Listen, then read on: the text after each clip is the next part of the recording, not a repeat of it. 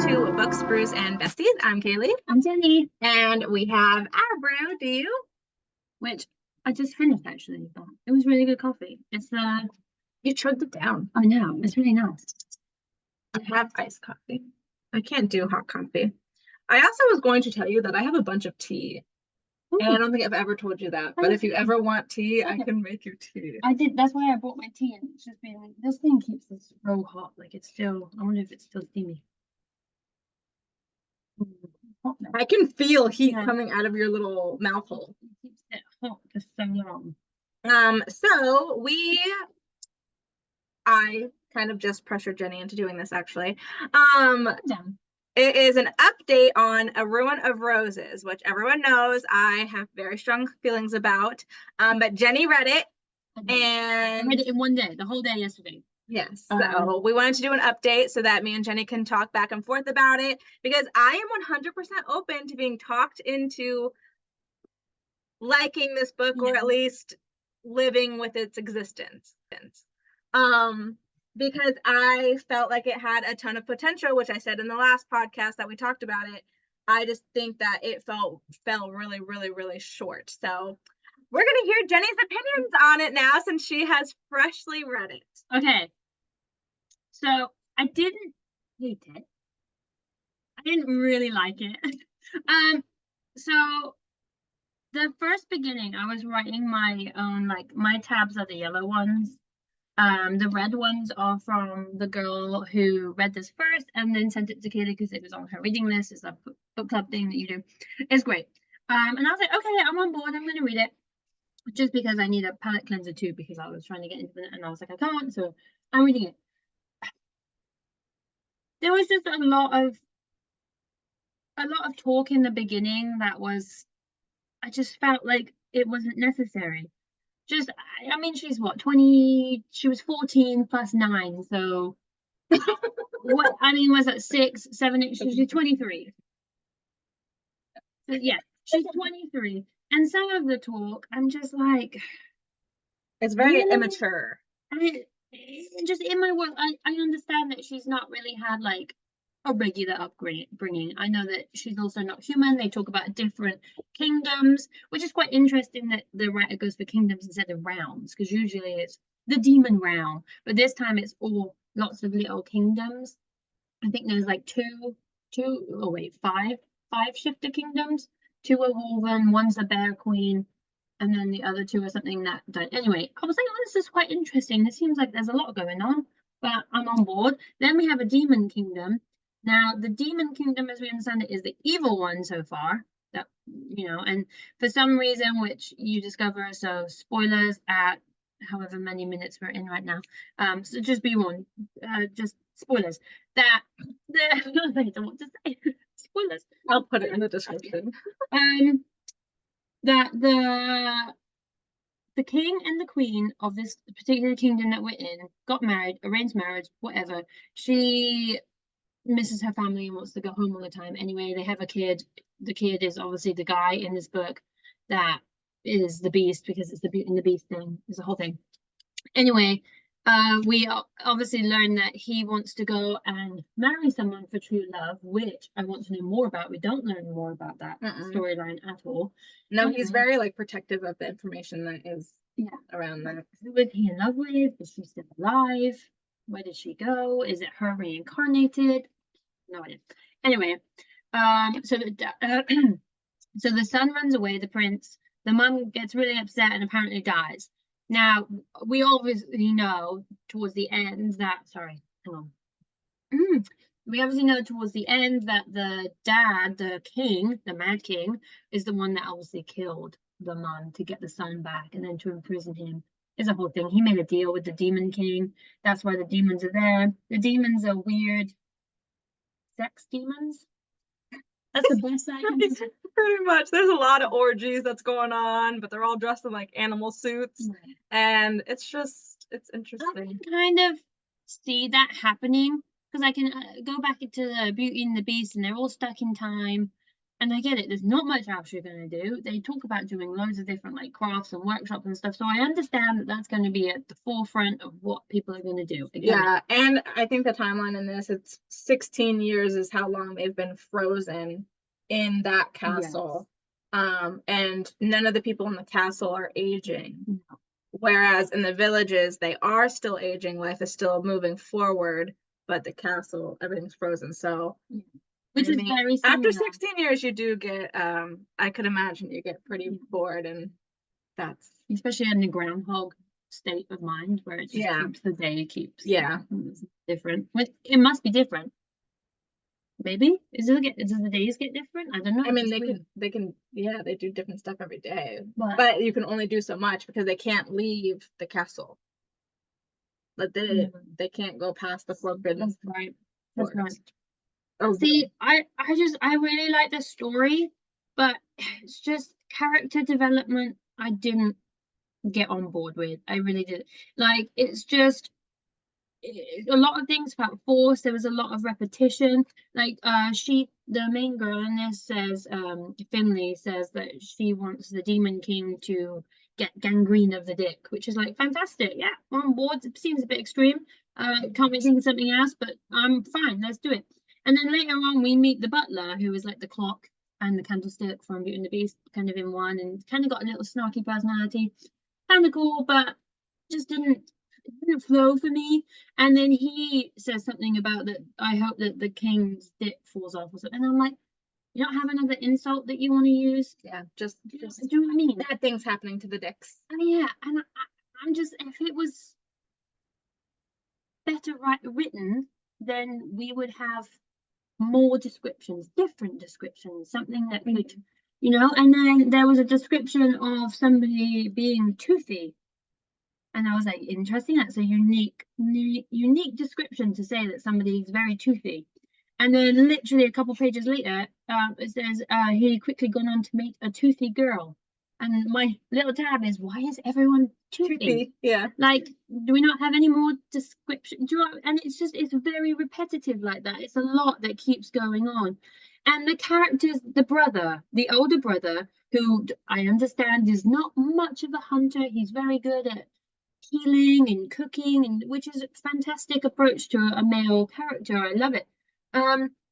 But they're also not very nice to each other. And you'd think, as a brother and sister, that she sacrifices a lot of her life to go out and hunt and gather these leaves from the beast's forbidden forest and all of this and monsters all the time.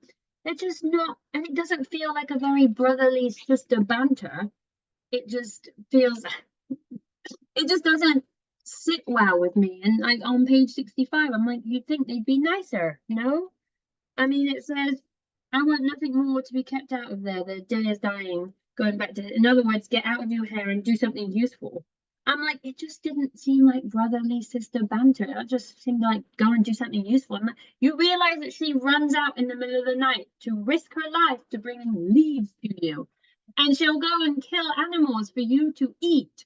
Like, what do you mean, do something useful? That's all she does. Like, all she does is useful. I just couldn't quite get it. I just couldn't quite get it. There was a few bits of the story that I loved. I was quite expecting her, like, on the trip that we get to go out into the forest, she's going to pick leaves, that the beast was going to snatch her up and take her away then. And then he actually comes back to her village and gives her her pocket knife back, which I thought was really sweet. I was like, actually quite enjoy that bit of the story. And then it's just, there's a lot about also repetitive lines, is that everyone's going to pee themselves or wet themselves. Yeah. Or shit. You know, if I'm going to be terrified, probably I'm going to pee myself. But it's just really annoying to keep reading that that's what everyone's going to do. Yeah. And it's just like, instead, I very nearly wet myself. A great description. That's what I'm just, again, I get it. You're terrified. Tell me more about, how are you terrified? Is your heart racing? Is your make me feel it? I want it not to go up. All right, you're gonna wet yourself. I got it. And then there's other lines. There's a lot of at the beginning of the book, she talks. Obviously, the narrator is the main girl, obviously, and she's like, "Oh, yeah, my sex," in terms of talking about herself, and I'm like, "Okay." And then she starts saying that at one point she calls it her vagina, but then she starts calling it her cunt and her, Yeah. I've never heard you and I'm reading it and I'm like, I don't really like that word. I know some people are like, it's just a word, it's fine, it's fine. It's just, it's not a word and it gets a lot of mentions. And I'm like, it's not making me feel the sexy time if this is the spiciness that I'm supposed to be. It's just making you go, ooh. Yeah, I don't like that word either. I don't know why I don't like that word. I just don't. Like, my brain is like, no. And then the thing where she's talking to herself and she tries to tell us that she's been doing it since she was a little kid and that's just what she does. And I'm like, right, tell me a little bit more about why are you doing it? Is it comforting? Are you imagining it as a room full of people with no clothes on? Like, why are you? And it's what the fuck is happening, folks? This shit is no good.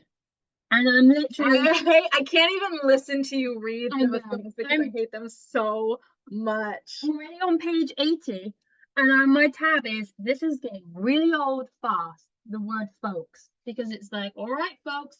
And then later on in the book, we get less and less of that. I think it's only a couple of mentions, but every time it's mentioned, I'm like, it's just detracting from the story. It just doesn't. It's instant annoyance to me. Like, I instantly would get annoyed, and I think like my take on it was like the author was trying to make her like quirky almost, or like just a little weird. But it was in such an annoying freaking way. I don't know. I just truly hated that so much. And I think that's why I feel so strongly about this book, is because those specific sentences irritated me to no end. I can't even tell you why. Like, I don't know why that way of speaking irritated me so much, but it did. It like just did something to my brain. It triggered it, and I was like, shut up. And especially when her and her animal were like arguing about it, and her animal was like, why can't I choose my own human? Like, why are you talking to yourself? Or like, who are you talking to, or whatever? And then they're like talking about how she's talking to other people that aren't there. And I'm like, I can understand like the animal and the girl is supposed to be, a little bit odd, a little bit different, and all of this. And the animal is like, oh, I wish you'd just do this or do this. Like, you don't know anything about being a shifter, obviously, because they've been stuck, not able to shift and all of this. But it's just, that wasn't the thing that the animal inside of her should have been disliking. And I was like, she should have picked up on something like, oh, you need to stop messing around and just get with him because he's actually your true mate and all of this stuff. And it's just, oh, why are you talking to yourself? Why? I wish I could choose somebody else. And it just was like, I feel like that wouldn't really happen. It doesn't make sense. Another repetitive thing, when we meet Hadriel, who is the butler, candlestick and clock in, he tells them about the story. He's like, oh yeah, I get drunk all the time, and this is like a whole weird orgy, hotel, don't go downstairs at night and all this. And it says stories, and I've got here, like, this is very repetitive. Couldn't we have had a different drunken story? Because he keeps going, well, it could be worse. You could have woken up with your head in the toilet and a purple costume gathered around your knees and zero recollection of how you got there. And I think that sentence is like mentioned 3 times about ending up at the toilet with no recollection with the purple suit. And I'm like, I get it. I got it the first time. Tell me a different. Did you end up stuck with a zebra mask somewhere it shouldn't have been one day? Like, do you know what I mean? Like, and by the way, I just said zebra, not zebra. That's really just threw me off in the loop right there. It's because Jonah keeps saying zebra, and I'm like, it's zebra. But now it's going in my head. I didn't even. I was like, it just came out of my mouth. Sorry, everybody. I feel like this is a moment that we need to pause for, because you are turning. I will say Hadriel was the one bright light in the book because I thought he was funny. He annoyed me sometimes with just because the lines he was given did him an injustice, but he was pretty funny for most of it. And the first time the purple suit was talked about, it made me laugh just because he was trying to dress like Knifin. And I just thought that was hilarious, especially since he walked in and saw him. It was like, oh. Yeah. Yeah, I liked him, and I loved that he there's this magical gag where they can't talk about certain stuff, otherwise it's gonna like basically suffocate them to death. And I was like, okay, that's quite an interesting plot line. I really like it. And then it happened, which he obviously couldn't breathe, and this is the first time that she actually shifts, which is really, isn't it the first time? She doesn't shift. Yeah, she can't shift. Yeah, but that's not Yeah. them shifting. She can just take over her body. I thought that she actually shifted and was running. So she can't shift. I don't actually know what she She gets close to shifting. It says in a few, like 2 instances here, that she's allowing her animal to take over too much to where she's about to shift and she has to rein it in. And that's why when they're trying to get the demon magic out of Hadriel during the gag, Knifen's like, you need to be careful and like get control of your power because you're going to shift. But the animal can take over the body and like make her run fast. Like she can use the power. Yeah. So carrying him too. It seems. I just thought she'd shifted and was running. That was the first time. And I thought that she shifted back again. No, because they can't shift. Remember, that's the whole thing. No. Anyway, well, that just threw me in the loop. Then I didn't fully get that. Sorry. Sorry. But no, I just thought it was really cute, and he was like, "Oh yeah, your life itself, you're something special," because he says something like that, like, "Oh, I've realized that you're not just a regular shifter. You're." So I like that storyline, but it just wasn't given the attention. Like she should have been like straight away, like, "What do you mean?" Once they'd saved him and made sure he was okay, should have been like, "What do you mean?" Yeah. What? And it just. I'm interested to read the next books, but I really hope there's not much talking to herself. And obviously, you told me earlier that the author was listening to the readers about needing more smut in it. Yeah. So was it in the book? This book is for the readers. You wanted more spice. You wanted crass. You wanted me to go wild. You got it. So I feel like that is, and that is why I am still open to reading her other books, because I feel like maybe this was just like a thing for the readers that maybe like this version, which that's fine. Like, I am not this type of reader. I don't mind cuss words at all because I cuss like a sailor. Like, if you've listened to this podcast, then you know that we say fuck quite often. Yeah. But there are certain words that aren't in my vocabulary. And it's just because I don't like them for whatever reason. And this book is just full of that. I didn't mind the spice. I just don't misplaced them. Yeah, I was about to say, I don't think in certain areas it added anything. I think, and now like thinking of the acknowledgement, it makes sense that there's so much in the way that it is if she's giving it to readers who are like, we need more of this or whatever, or like the ones that obviously like the insults that are just like, you whatever, cum stick and other stuff. But like, I don't think of that as an insult. That makes me giggle and feel immature. Like, it's a very 14-year-old that just learned the word cum, like saying an insult, so I get just thinking about the acknowledgement and that this might be something just to make some readers happy. And I understand that if she's got a following and they were asking for this, why this book is rated so highly on like Amazon and stuff. But for me, who had never heard of this author, had no idea what it was going to be about going in, I just knew it was like a Beauty and the Beast retelling. I was like, what the heck? And it's sad because I again, repeating myself, I think it's got a lot of potential. And I can't say that I didn't like anything about this book, because I did, but not enough to make me not dislike it as much as I do, because it makes me angry. And I think it only makes me angry because it's a great like plot. I love where she was going with everything. It just the words in between and some of the characters, and it's just I don't know. I'm hoping when we get the other books in that there's a lot more world building.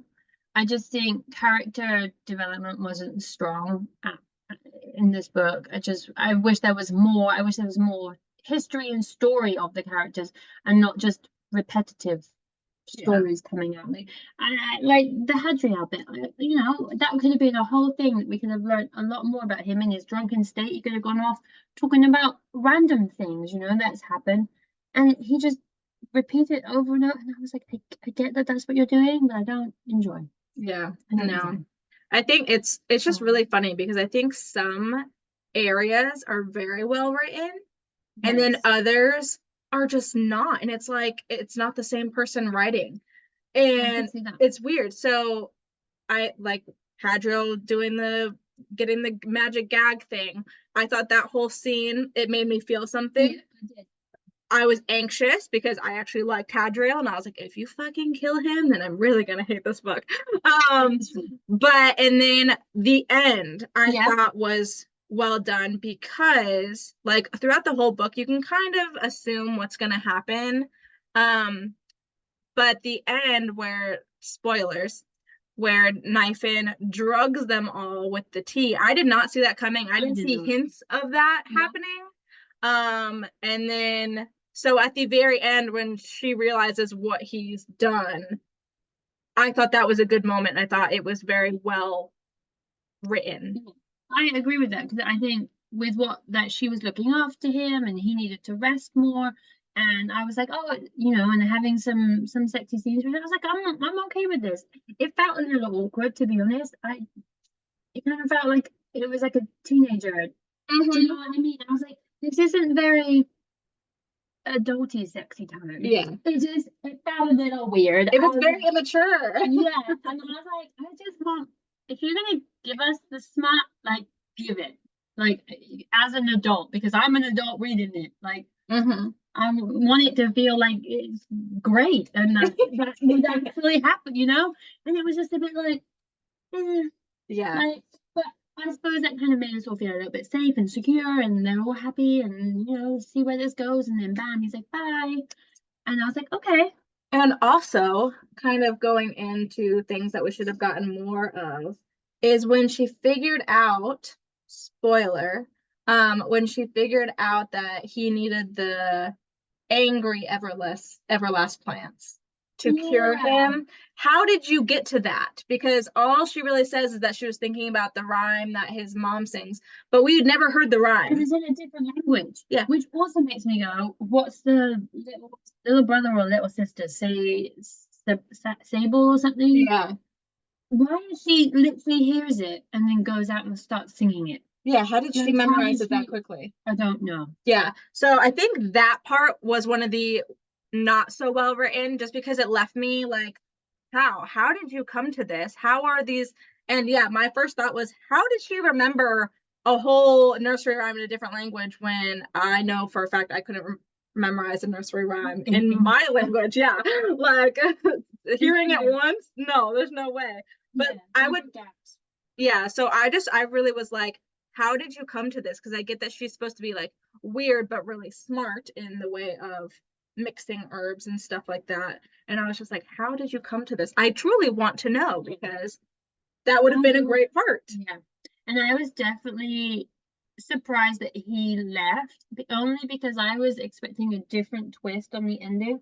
Because obviously we understand that at the full moon, magic is the strongest or whatever. So the Demon King, spoilers by the way, lets out a bunch of demons to because he's toying and playing with the prince, and they're trying to kill the prince. The Demon King can take over the whole thing. Anyway, I was like, okay, great, wonderful. So there's going to be a crap ton of demons running around, which we know haven't been attacking the villages because we find out that he's actually been protecting the border, not letting any of them come into the villages. So he is being a great prince and looking after his people. And then that's what I was expecting, a ton of demons to come in and start attacking the villages because he's spending a couple of days R&Ring, getting over his poison injuries, which I was on board with.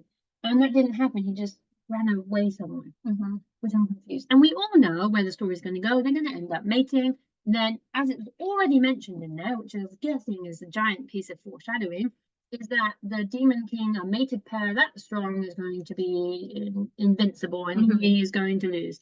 So we know where that's going because that line is already there. I have a theory, and it's a weird theory, but I feel like because it's weird, it fits with this book. Okay, go. The rose bush, I think his mom is trapped in the rose bush. Like, I think she is the rose bush. Ooh, interesting. But do you see how, was it Sable again? Sabi? I don't know. Anyway, the little brother, sister person in it. She says something about she's the one who's saying about the rose bush doesn't die and they Mhm. will always come back again. So yeah, that makes a lot of sense. I was thinking something of the kingdom's not gonna actually die and it will just come back. Maybe the rose bush has to die for it to come back again, but not actually die, but like completely or Like a similar. phoenix, come back. Yeah, you Yeah. know, and maybe that's how we unlock the mother who's trapped in the weird. I'd like to know how the That's like, mannequin died too. yeah, because that's her area. That was her garden. Yeah. And then that was her room to her garden. And the rose bush is inside, which is weird. And I was like, watch this be his mom. I didn't like I that. don't know. I didn't pick up on that. Yeah, I mean, the second half of the book was better than the first half. You're good. Yeah, But I just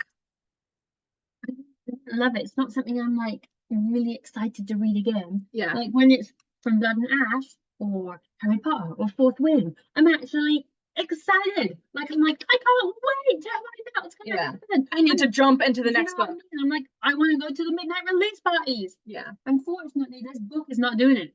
No, and I think I said in the last one, like, obviously the ending intrigued me enough to where I'm like, I would read. I don't like this book, but I do want to see where it goes, but I'm not in any rush whatsoever. Like, if I ever happen upon the books, I'll get them, but it is not something that I'm like, I need to have them right now and read them and find out where this goes.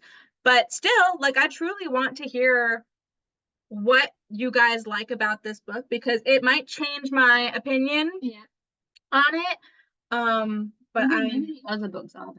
See, I feel like I want to get them just to be like, need to read them. So I read the reviews on all the other books because I thought maybe I was just being super harsh and maybe it was the mood that I read it in that made me not like it so much. Like maybe if I was in a different mood, I would have reacted better to the way it was written because we just talked about this in our last one. Like we've been in a slump, so maybe this wasn't the best mood for me to read a book like this. So I read the other reviews just to see, and literally everyone who gave it like 4 and 5 stars, all the reviews talked about was how smutty the books were. And so that kind of cemented how I said, if that's all you care about, you would like this book. But if you actually cared about the plot and like the characters and really like falling into the world, I don't feel like this is a 4 or 5 star book. I just don't. I gave it 2 stars because it made me laugh. It made me feel things during reading, but overall, I did not like this book and I would not recommend it to anyone unless I thought they smart. Yes. Yeah.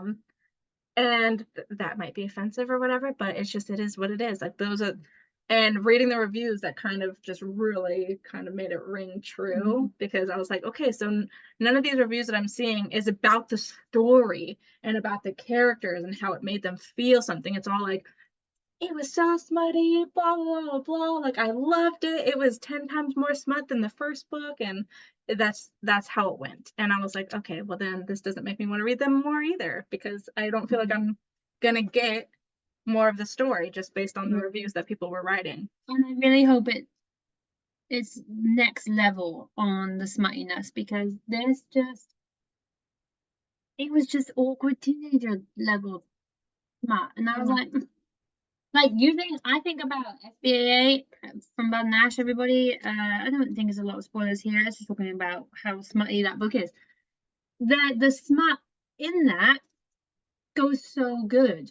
It's and like it flows. And it flows, and it's part of, even in Fourth Wing, it's part of the story. Like there's actual progress happening with that.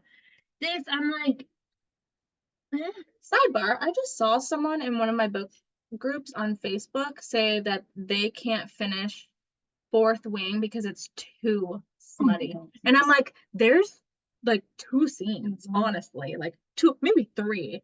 And it's not even that extreme. I don't know. I think because we read from Blood and Ash, like, That's extreme. I think the Fourth Wing just, is nothing compared to that. I mean, there is a little bit that might make you blush a little bit, but it's not. Yeah, I think I got used to it in FBA and Flesh and Fire, like, but again, those are also really well done. But yeah, I was like, there's 2 scenes. You can't get past 2 scenes, like skip it. Exactly. And for this too,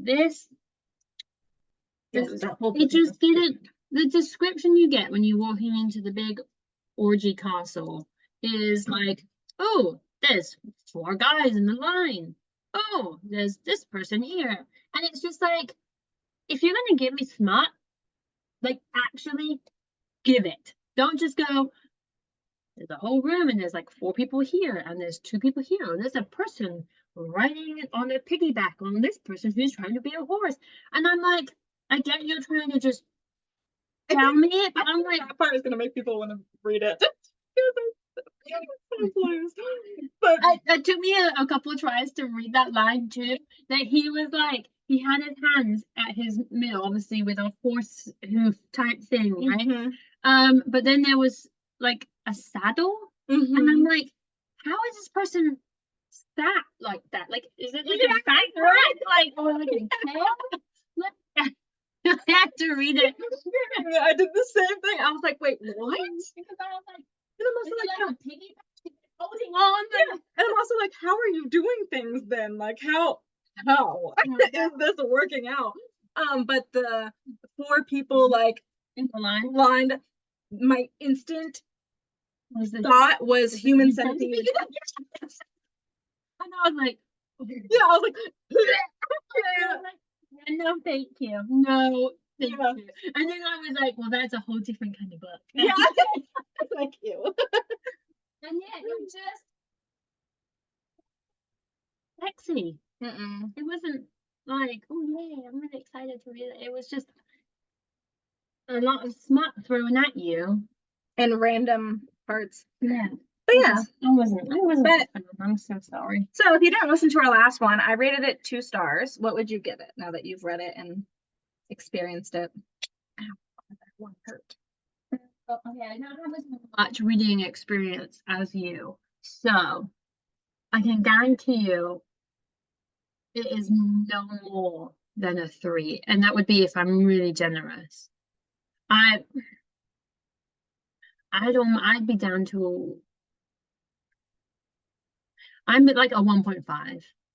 I don't think it even nothing 2 was generous. Yeah, nothing feels right. The storyline, I really like it. And the last half of the book, I actually didn't make any notes because I was actually quite into the story, and I was like, oh, I want to know what's actually going to happen, and give me more of what they're doing. And so I was actually into it at the end half, but then there were things that were going in, and I was like, no. But the first half, all the character development, the world building, yeah, I didn't like it. And I honestly, I wouldn't read it again. No. And if we weren't doing this podcast, and I didn't get a reading journal, and we're gonna like see how many books we can read and all this stuff, it definitely would have been a do not finish. If I didn't get over that halfway mark where I was like, okay, I'm actually starting to like the storyline, I would have put it down and been like, no, I'm done. Yeah, I would not have continued reading it if it wasn't a part of the book swap that I did. Yeah. But yeah, I have strong feelings about this, but it's more of just like utter disappointment. Yeah. But I mean, maybe in the future when we've both read the series, it's got like 5 books though. Maybe we'll do like maybe we'll do an overall series rating. But otherwise, I just wanted everyone to have an update because I made some people very angry on TikTok because I said that you should not read this in 2024, and apparently that is very offensive. But When you blow this book up, though, you know that because you're gonna start debate, and I'll be like, "Oh yeah, give it a read," but don't. but like I genuinely am interested to hear why people love this book. But I want to hear from the people who don't give it 5 stars just because of smut. Like I want to hear from people who genuinely found things in the story and the character building and everything that they thought was amazing. Like Yeah. I want to hear past the smut because I don't feel like a ton of smut should give a book 5 stars when nothing else is holding that book up. But again, like I said, I'm open to hearing what everyone thinks about it. If you love the series, I'm still gonna want to know why. Just because I don't like a book doesn't mean I don't want to hear other people's thoughts on it. I would love to have a discussion on it. Which is why I definitely thought you were gonna like this book just because I didn't like it so much. And I was like, all right, it's gonna push me to read it. But yeah, I didn't hate it. I didn't, but I didn't like it. Yeah. So that's our update for you guys on A Ruin of Roses by K.F. Breene. And again, it did not put me off of the author, just because of her note to the readers in the beginning. Yeah. But yeah, so that's our update. Hope you guys enjoyed it. And comment if you have any feelings on it, good or bad. We want to hear them all. Mhm. And until next time. Bye.